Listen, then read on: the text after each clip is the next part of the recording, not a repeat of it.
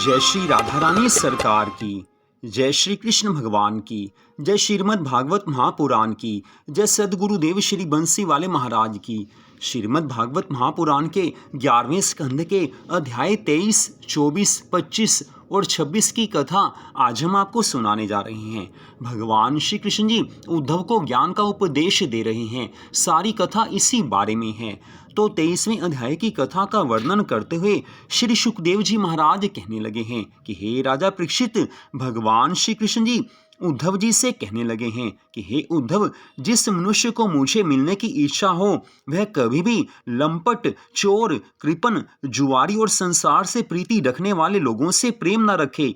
उसे साधु महात्माओं की संगति करनी चाहिए, जिससे श्री नारायण भगवान जी के चरणों में प्रेम प्रकट हो। जिस प्रकार राजा पुरूरवा उर्वशी अप्सरा की प्रीति में पड़कर नष्ट हुआ था, उसी प्रकार संसारी मनुष्य स्त्री और लंपटों से प्रीति करके अपना परलोक बिगाड़ लेते हैं। राजा पुरूरवा का जन्म ईला नामक स्त्री द्वारा हुआ था। उर्वशी नामक अप्सरा से प्रीति करके गंधर्व लोक में रहकर उर्वशी के साथ विहार करते हुए राजा पुरूरवा को जब हजारों वर्ष व्यतीत हो गए तो भी उसका मन विषय भोग से नहीं भरा। तब एक दिन उसे स्वतः ज्ञान प्राप्त हुआ।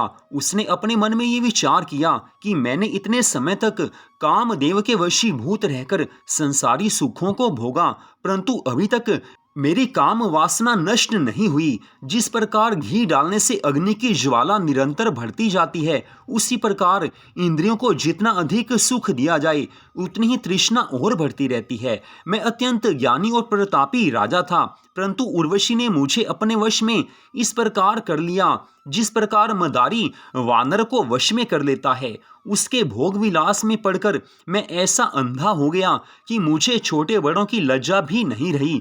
सातों द्वीपों के सहस्त्रों राजा जो मेरे अधीन रहते थे, मेरी इस मूर्खता पर निरंतर हंसते रहे। ये सच है कि जो कामी पुरुष काम के वशीभूत हो जाता है, उसे उचित अनुचित, अनुकूल प्रतिकूल, भले बुरे का विवेक नहीं रहता। वह अपने तेज, बल, ज्ञान और धर्म को नष्ट कर बैठता है। मल, मूत्र, रक्त आदि से भरी मांस की बनी पुतली रूप स्त्री पर मैं ऐसा बावला हो गया कि जहां एक और इंद्र आदि देवता भी मुझसे युद्ध करने की सामर्थ्य नहीं रखते थे, वहीं एक स्त्री ने मुझको पराजित कर दिया। मैं उसकी प्रीति में पड़कर अपने को ऐसा भूल गया कि स्वयं उसी स्त्री के द्वारा ज्ञान का उपदेश दिए जाने पर भी मैंने उस ज्ञान तत्व को ग्रहण नहीं किया। मनुष्य जिस शरीर को अपना समझता है, वह शरीर मृत्यु के बाद किसी काम नहीं आता। इसलिए उचित है कि व्यक्ति संसारी माया मोह से विरक्त होकर भगवान के चरणों में ही अपना ध्यान लगाए रहे। हे उद्धव, इस ज्ञान के प्राप्त होते ही राजा पुरूरवा उर्वशी के प्रेम को देखकर गंधर्व लोक से पृथ्वी पर आ गिरा। वहां उसने श्री नारायण भगवान जी के श्री चरणों में अपने मन को लगाकर मुक्ति की प्राप्ति की। अब 24वां अध्याय।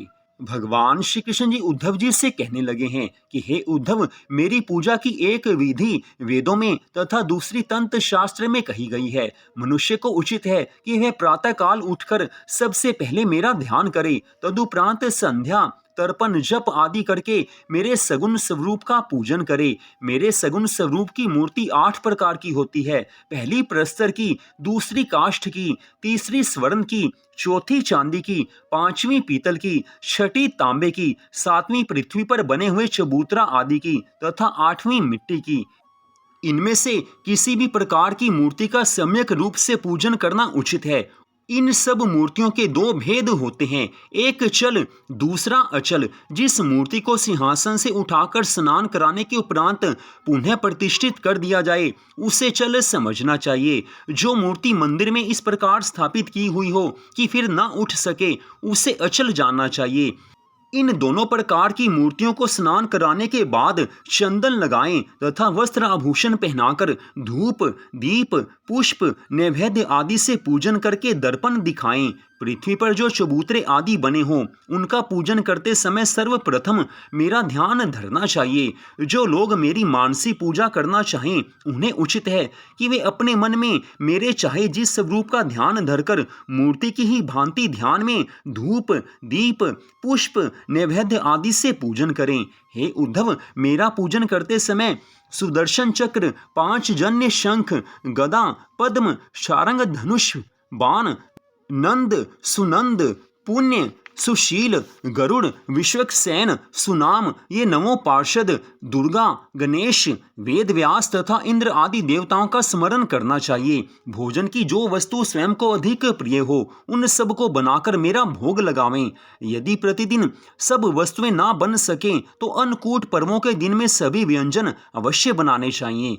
जो लोग प्रतिदिन मिट्टी की मूर्ति बनाकर पूजन करते हों उन्हें उचित है कि वे आवाहन तथा विसर्जन के मंत्र का पाठ अवश्य करें। हवन करते समय अग्नि में भी मेरे ही स्वरूप को देखना चाहिए और जल और सूर्य को भी मेरा ही रूप जानना चाहिए।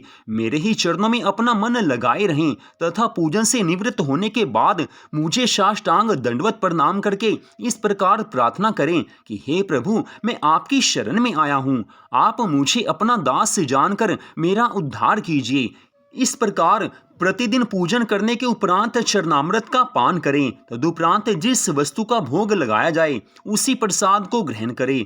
विष्णु सहस्त्र नाम का पाठ करना, मेरे लीला चरित्रों को सुनना तथा दिन रात मेरे ही भजन में लीन रहना सर्वोत्तम समझना चाहिए।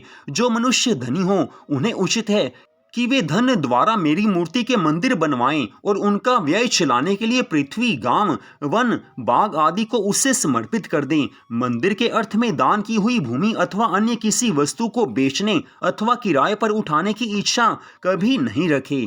अब 25वां अध्याय। हे उद्धव, ज्ञानी मनुष्य को किसी की निंदा अथवा स्तुति नहीं करनी चाहिए। उसे सब जीवों में परमेश्वर का एक सा चमत्कार जानना चाहिए। पराई निंदा करने वालों को नरक का वास अवश्य मिलता है। ज्ञानी मनुष्य को उचित है कि वह अपना चित्त एकाग्र करके भगवान का पूजन करते समय अपना मन किसी दूसरी ओर नहीं लगावें। अपने हृदय में ये विश्वास बनाए रहें कि श्री नारायण भगवान जी अपनी माया के गुणों द्वारा इस संपूर्ण संसार की उत्पत्ति, स्थिति और विनाश करते हैं। जब कोई मनुष्य केवल मुझे ही सत्य और संसारी व्यवहार को मिथ्या अर्थात झूठ समझने लगता है तब उसका हृदय सब ओर से विरक्त होकर मेरे चरणों में लग जाता है। यह संपूर्ण संसार नट अथवा भानुमति के खेल के समान मिथ्या है। यह ना तो आदि में था और न महाप्रलय के समय ही विद्यमान रहेगा। इसलिए मनुष्य को ज्ञान रूपी तलवार द्वारा इस संसार को प्रीति और इंद्रियों की तृष्णा को काट देना चाहिए। हे उद्धव, योग और तपस्या में विघ्न पड़ जाने पर गति नहीं होती, परंतु मेरे भक्त से यदि कुछ अपराध बन भी जाए तो मैं उसका दूसरे जन्म में उद्धार कर देता हूँ। जब तक शरीर में आत्मा रहती है तभी तक इंद्रियों में चलने फिरने आदि की सामर्थ्य है। शरीर में जिन देवताओं का प्रकाश रहता है उनसे भी आत्मा पृथक रहती है। इसलिए ज्ञानी और योगियों को उचित है कि वे अपनी आत्मा में ध्यान लगाकर संसारी माया मोह से अलग रहें। ऐसे मनुष्यों से यदि पूर्व जन्म में कोई अधर्म भय हो जाता है तो मैं उसका निवारण कर देता हूँ। हे उद्धव, मेरे इन वचनों को सत्य मानकर इस नाशवान शरीर से प्रीति रखना और इंद्रियों को सुख देने का उद्योग करते रहना कदापि उचित नहीं है।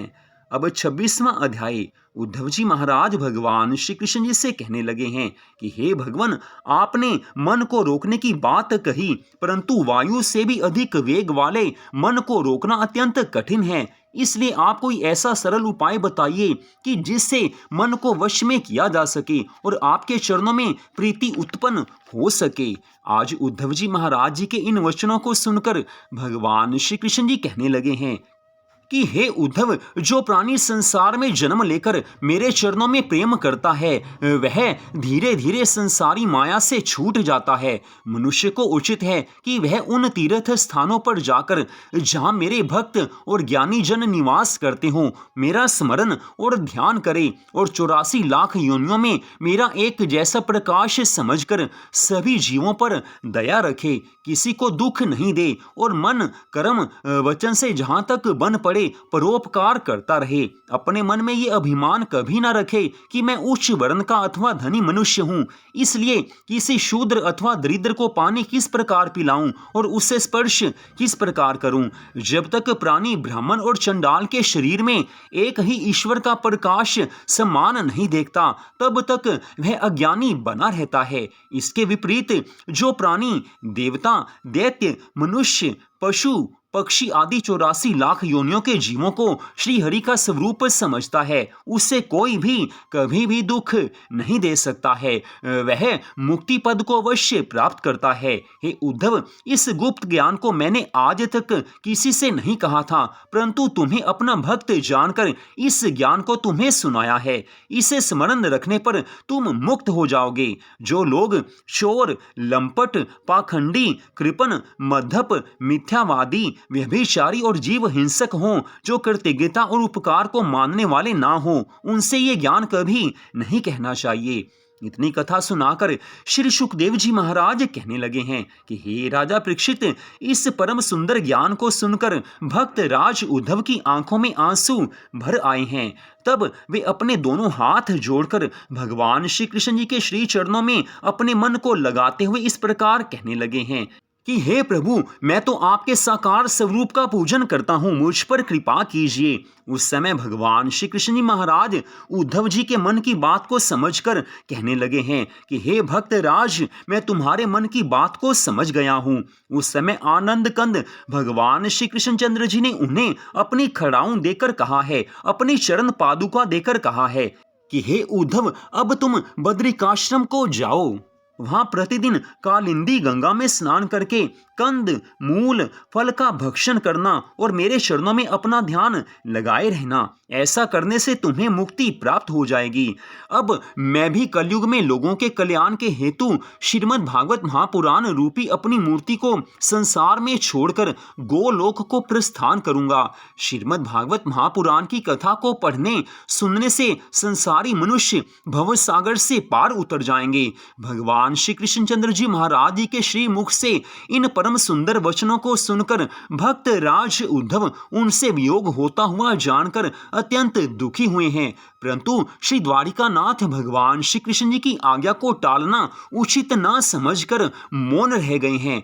आज उद्धव जी ने भगवान श्री कृष्णचंद्र जी महाराज जी की शरण पादुका लेकर अपने मस्तक पर धारण कर ली हैं। तदुपरांत उनके स्वरूप को नेत्रों के मार्ग से अपने हृदय में बसाकर उनसे विदा लेकर ब्रज से बद्रिकाश्रम वन की ओर चले गए हैं। उद्धव जी बद्रिकाश्रम में पहुंचकर भगवान श्री कृष्णचंद्र जी की आज्ञानुसार गंगा जी में स्नान करके प्रभु का ध्यान और स्मरण आदि करने लगे। तदुपरांत कुछ समय पश्चात अपना शरीर त्याग कर उस ज्ञान के प्रताप से मुक्ति पद को प्राप्त हुए हैं।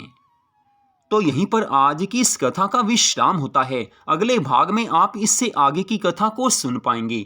जय श्री राधा रानी सरकार की, जय श्री कृष्ण भगवान की, जय सद्गुरुदेव श्री बंसी वाले महाराज की, जय श्रीमद् भागवत महापुराण की। जय जय श्री राधे, जय जय श्री राधे, जय जय श्री राधे श्याम।